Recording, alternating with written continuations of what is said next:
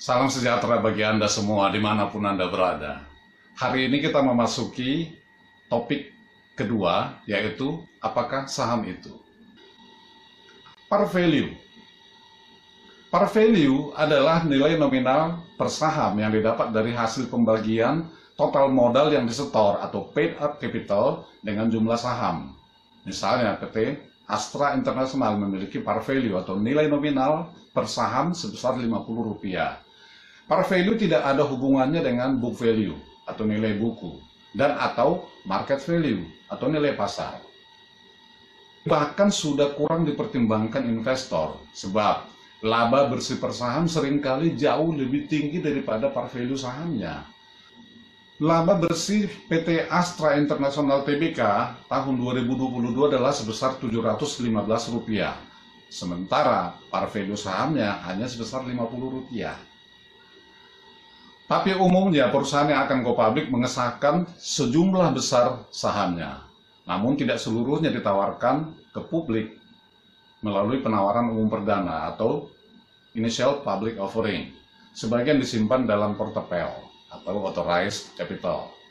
Saham simpanan atau portfolio digunakan untuk bermacam tujuan, antara lain exercise warrant, right issue, saham bonus, dividen saham, convertible preferred stock, dan convertible bond atau obligasi yang dapat dipertukarkan.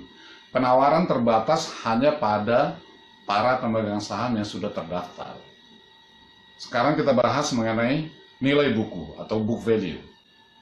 Pembicaraan mengenai book value sangatlah menarik karena book value sering dijadikan acuan oleh perusahaan-perusahaan yang akan menawarkan sahamnya ke publik. Untuk menarik minat calon investor, perusahaan membandingkan antara rasio PBV atau price to book value atau rasio harga terhadap nilai buku dengan PBV perusahaan-perusahaan di industri yang sama yang sudah listing terlebih dahulu. Rumusnya adalah nilai buku sama dengan total ekuitas dibagi dengan jumlah saham disetor penuh. Ada 11 komponen yang termasuk dalam total ekuitas. Yang pertama modal saham, yaitu jumlah saham yang ditempatkan dan disetor penuh dikalikan dengan nilai nominal. Lalu yang kedua, agio saham, yaitu selisih antara harga saham yang dibayar oleh pemegang saham dengan nilai nominalnya. Agio saham umumnya diperoleh ketika perusahaan menawarkan saham perdana kepada publik. Yang ketiga, tambahan modal disetor, umumnya diperoleh melalui right issue, pelaksanaan warrant, maupun saat konversi convertible preferred stock atau convertible bond. Yang keempat, selisih penilaian kembali aktiva tetap atau asset revaluation, antara lain diperoleh dari penilaian kembali aktiva tetap yang harga pasarnya lebih tinggi dari nilai bukunya. Yang kelima, selisih transaksi restrukturisasi entitas pengendali. Yang keenam, selisih transaksi perubahan ekuitas perusahaan afiliasi. Yang ketujuh, akumulasi selisih kurs yang timbul karena penjabaran laporan keuangan. Yang kedelapan, akumulasi penyesuaian nilai wajar investasi. Yang kesembilan, saham treasury, yaitu saham perusahaan yang kembali dibeli atau buyback oleh perusahaan yang bersangkutan. Yang kesepuluh, saldo laba yang telah ditentukan penggunaannya. Yang kesebelas, saldo laba yang belum ditentukan penggunaannya. Pertanyaannya adalah, apakah book value dapat dijadikan acuan utama dalam membeli sebuah saham? Tidak selalu. Mengapa? Dari rumusnya, jika total modal sebuah perusahaan relatif kecil, tetapi jumlah saham disetor penuh relatif besar, dapat dipastikan bahwa book value pun akan rendah. Sementara itu, bisa jadi harga perdagangan sahamnya jauh lebih tinggi daripada book value. Bisa jadi pula laba per saham lebih tinggi daripada book value. Sangat relatif.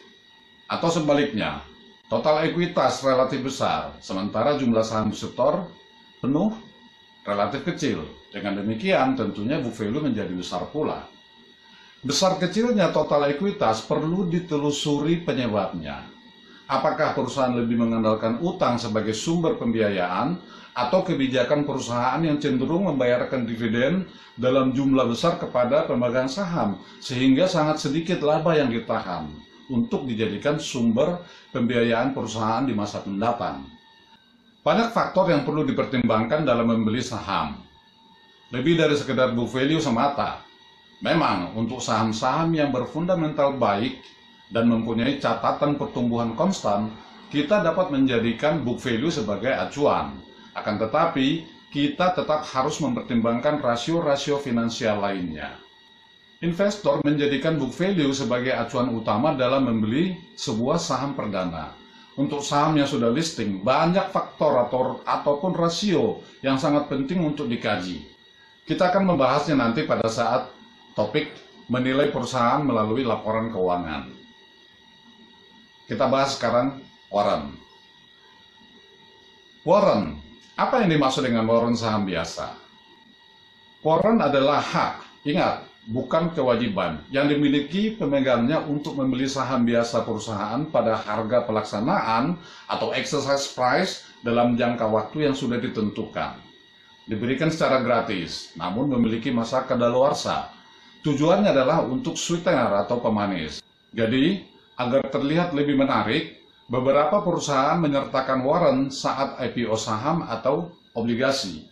Komposisinya bermacam-macam, misalnya 2:1, artinya setiap pembelian 2 saham biasa akan mendapatkan 1 warrant yang dapat ditukarkan dengan 1 saham biasa pada harga dan periode yang sudah ditentukan sebelumnya. Umumnya, warrant dapat dieksersis paling cepat 6 bulan setelah saham biasanya dicatatkan di Bursa Efek.